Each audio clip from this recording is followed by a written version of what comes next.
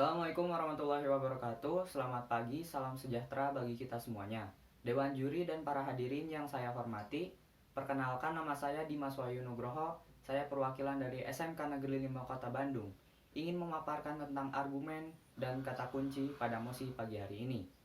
Hadirin sekalian, mosi pada pagi hari ini adalah di negara-negara dengan tingkat korupsi yang tinggi, seleksi penerimaan mahasiswa baru hanya didasarkan pada indeks integritas sekolah dan indeks kejujuran siswa.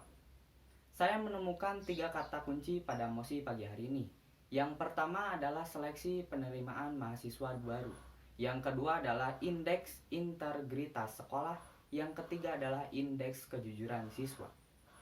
Yang pertama, seleksi penerimaan mahasiswa baru adalah tahapan awal untuk seluruh mahasiswa baru yang berkeinginan untuk masuk ke universitas yang diinginkan. Ada 3 tahapan atau jalur penerimaan mahasiswa baru.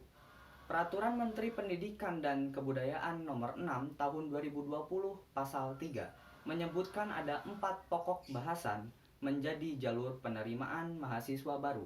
Catatan, di sini saya hanya menjelaskan 1 pokok bahasan yang berkaitan dengan jalur penerimaan mahasiswa baru.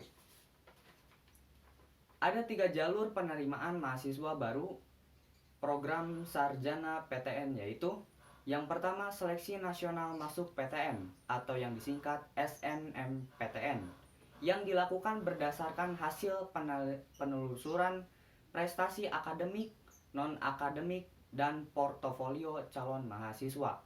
Yang kedua adalah seleksi bersama masuk PTN atau yang disingkat dengan SMBPTN, yang dilakukan berdasarkan hasil UTBK dengan dapat ditambah dengan kriteria lain sesuai dengan talenta khusus. Yang ketiga, seleksi lainnya. Seleksi lainnya ini dilakukan berdasarkan seleksi dan tata cara yang diterapkan oleh masing-masing pemimpin perguruan tinggi. Yang kedua, indeks integritas sekolah. Indeks integritas sekolah adalah sebuah nilai yang dimiliki oleh suatu sekolah dalam hal kejujuran saat melaksanakan ujian. Semakin tinggi indeks integritas sekolah, maka akan berpengaruh positif untuk masuk ke perguruan tinggi yang diinginkan. Yang ketiga adalah indeks kejujuran siswa. Indeks kejujuran siswa adalah sebuah pengukuran kejujuran siswa selama mengikuti pembelajaran di sekolah.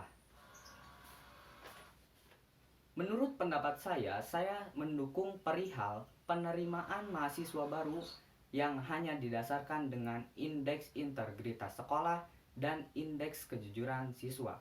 Dikutip dari laman republika.co.id, indeks integritas sekolah adalah digunakan sebagai komponen dalam meningkatkan mutu sekolah. Berbagai kendala dalam proses pembelajaran dapat dikaji melalui indeks tersebut. Menurut Kepala Sub Bagian Humas Dinas Pendidikan Provinsi DKI Jakarta, Sri Sumiati, indeks integritas sekolah dapat dilihat setelah rangkaian kegiatan ujian nasional selesai digelar.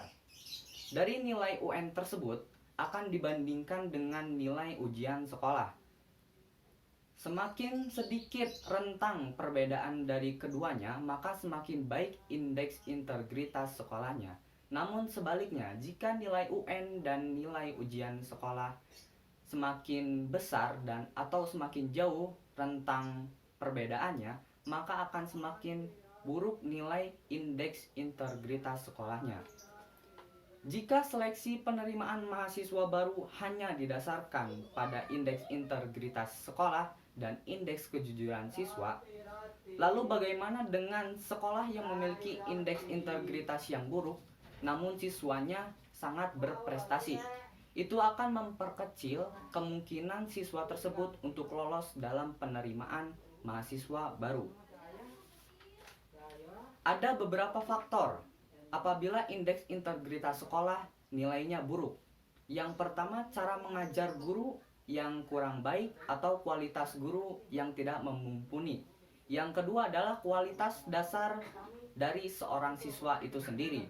Dan yang ketiga adalah fasilitas sekolah yang dimiliki.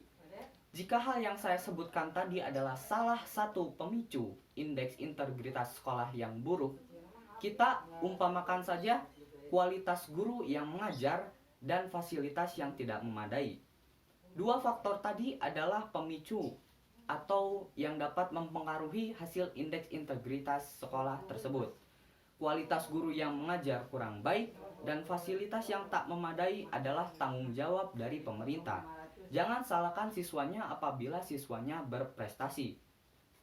Karena dilakukannya penerimaan mahasiswa baru berdasarkan indeks integritas sekolah adalah untuk menyamaratakan agar mendapatkan hasil yang lebih akurat dalam masuk ke perguruan tinggi. Kementerian Riset Teknologi dan Perguruan Tinggi secara resmi meluncurkan program SNMPTN, SBMPTN tahun 2016 sampai saat ini. Nilai rapot masih menjadi penentu diterimanya siswa ke perguruan tinggi. Namun, saat ini juga universitas juga menggunakan indeks integritas sekolah sebagai acuan untuk menentukan status dan menentukan keakuratan nilai dalam menerima calon mahasiswa baru. Itu saja yang dapat saya sampaikan. Mohon maaf apabila ada salah kata dan salah pengucapan kalimat. Wassalamualaikum warahmatullahi wabarakatuh.